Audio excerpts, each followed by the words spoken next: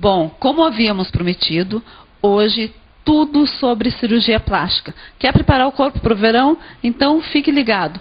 Estamos aqui com o Dr. Carlos Vilegas e ele vai esclarecer todas as dúvidas sobre a cirurgia plástica. Tudo bom, doutor? Tudo bem, Sueli. Então, um dos assuntos mais comentados, a lipoaspiração. Doutor, o que é a lipoaspiração? A lipoaspiração é um procedimento totalmente consagrado em cirurgia plástica que consiste basicamente na retirada de células gordurosas excedentes. Então, retirou e essas não voltam mais. Na verdade, não retiramos todas as células gordurosas. É verdade, as que já retiramos não voltam. Mas as que ficam têm ainda a capacidade de aumentar de tamanho, o que pode fazer com que o paciente recupere, pelo menos parcialmente, parte do seu peso. E qual é o perfil do paciente para fazer uma lipoaspiração? A melhor paciente para fazer uma lipoaspiração é aquela que se encontra muito próxima do seu peso ideal.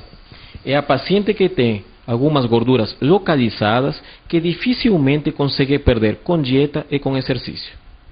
Certo, e essas gordurinhas tendem a localizar no abdômen, flancos, são esses os locais mais procurados? Geralmente, os maiores excessos de gordura acontecem no abdômen, nos flancos, na cintura, nas coxas e nos culotes. Mas não é difícil encontrar uma paciente que precise também de retirar gordura a nível das costas, dos braços e eventualmente até dos joelhos. Certo. E se essa cliente apresentar um sobrepeso ou uma flacidez?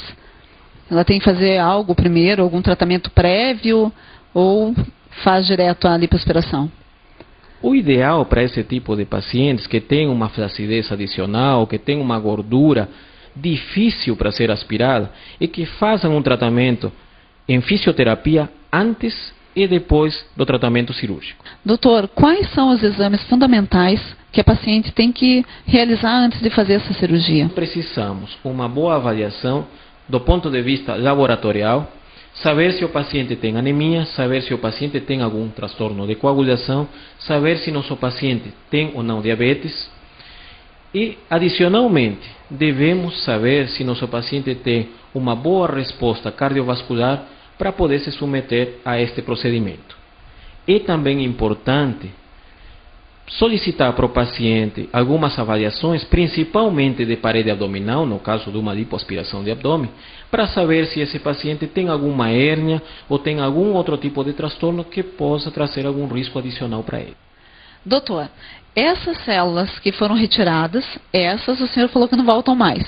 Mas e para continuar a manutenção da cliente com o corpo perfeitinho, o que ela tem que fazer? Depois de ter feito uma lipoaspiração, é muito importante que a paciente mantenha uma dieta específica para ela não engordar novamente. Vamos explicar claramente. Nós não podemos retirar todas as células gordurosas, tá? Especialmente o corpo feminino. Ela precisa manter um formato bonito e para isso precisamos de pele com uma camada gordurosa boa para essa paciente. Então, as células que ficam, elas podem eventualmente aumentar de tamanho.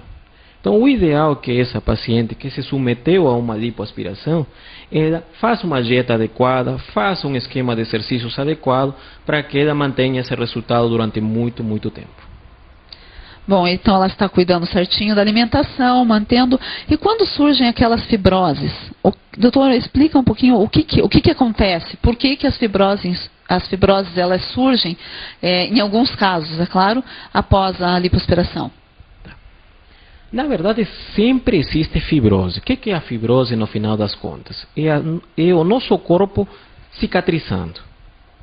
Então, tem pacientes que têm uma tendência maior que outras a fazer fibrose, a fazer um tecido duro, que pode eventualmente trazer inclusive dor. Então, o ideal é que essa paciente que fez uma lipoaspiração faça um bom acompanhamento com o profissional que fez a cirurgia e que faça também um acompanhamento com uma equipe de fisioterapia que possa tratar esses problemas, essas fibroses e eventualidades irregularidades desde o começo do pós-operatório.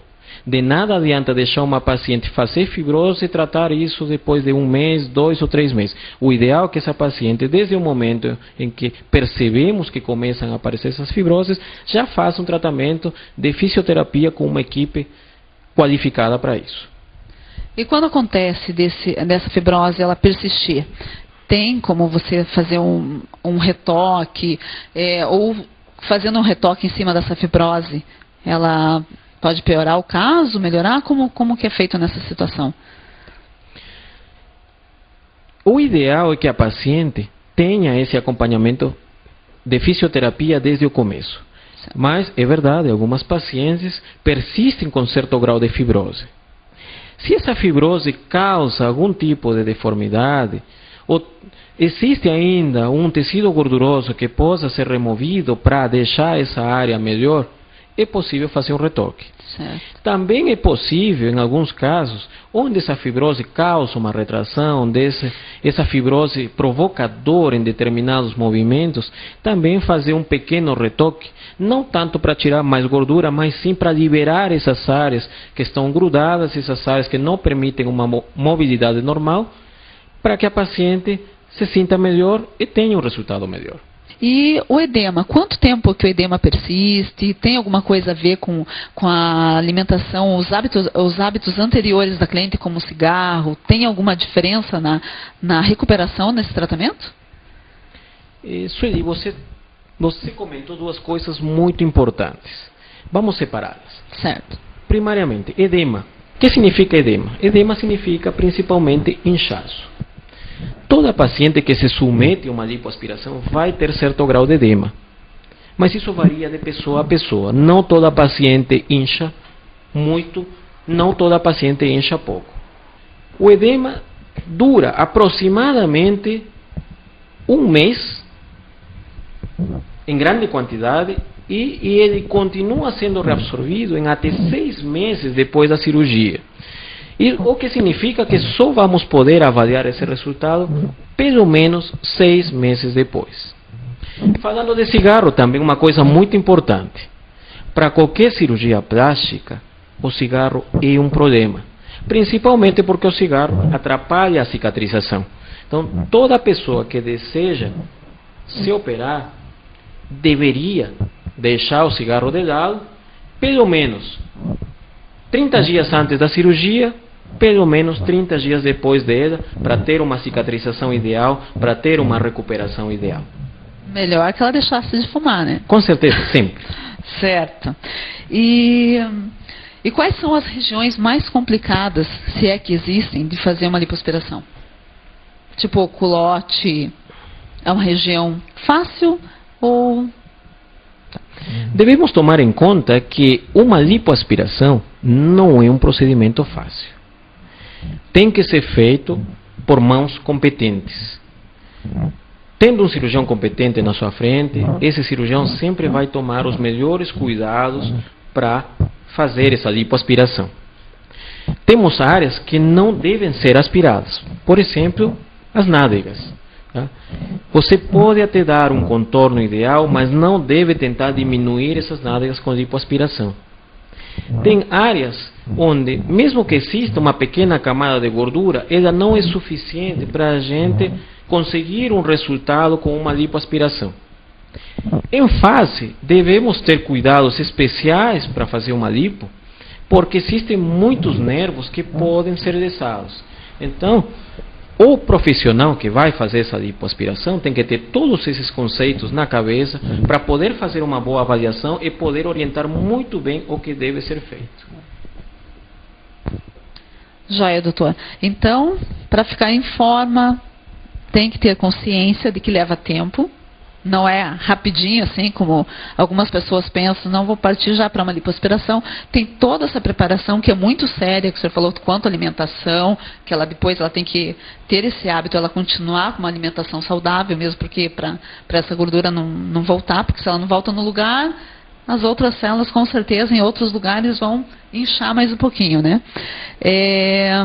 Então, da preparação até o procedimento final, que é a drenagem linfática, que nós não falamos ainda, porque alguns cirurgiões e que têm ideias diferentes, alguns indicam, outros não indicam. Qual é a sua opinião sobre a drenagem linfática pós-cirúrgica?